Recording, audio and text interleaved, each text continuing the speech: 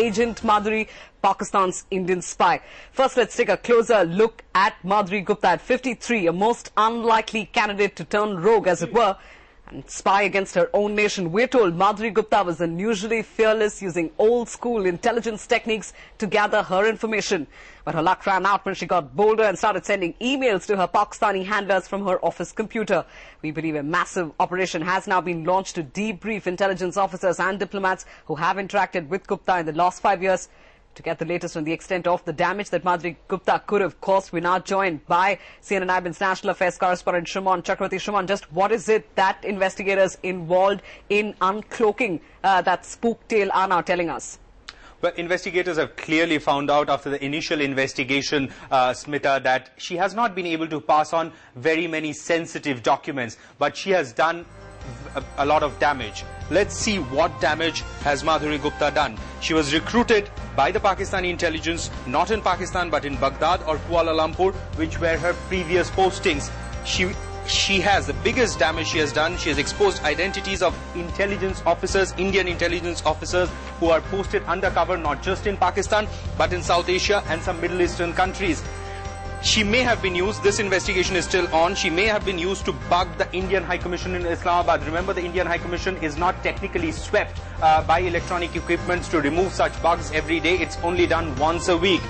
7 emails were sent by her in 2010, and these emails were sent by her from not only her office computer but also her home laptop.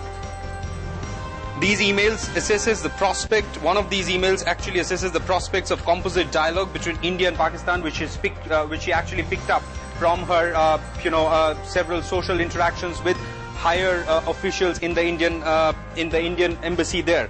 And also, the red flag was raised by the defense attaché posted in the Islamabad High Commission, Indian High Commission in Islamabad, when Madhuri was actually looking for information on military war games of the Indian Army. Her bank accounts are now being checked for financial transactions, though she has told her investigators that it was not money that it was not for money that she did what she did. Right, Shuman, it's intriguing what you're telling us. We're being told that she has been spying for Pakistan since the year 2008. Could you give us a sense of whether she was under surveillance and for how long was she under surveillance, and how did she eventually get caught out, leading up to her being recalled to Delhi and being arrested here?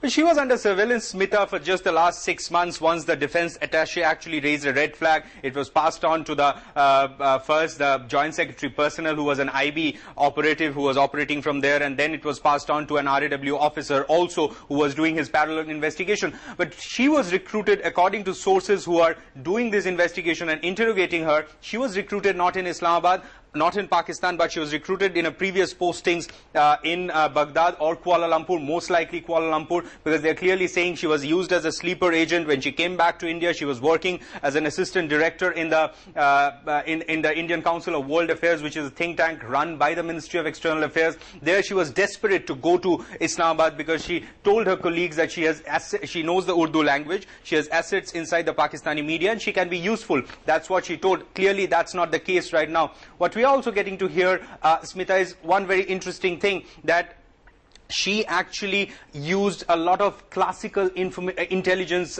techniques like the dead drops. She actually passed on a few information, left it at a pre-designated place, which was later picked up by Pakistani intelligence handlers who were handling her.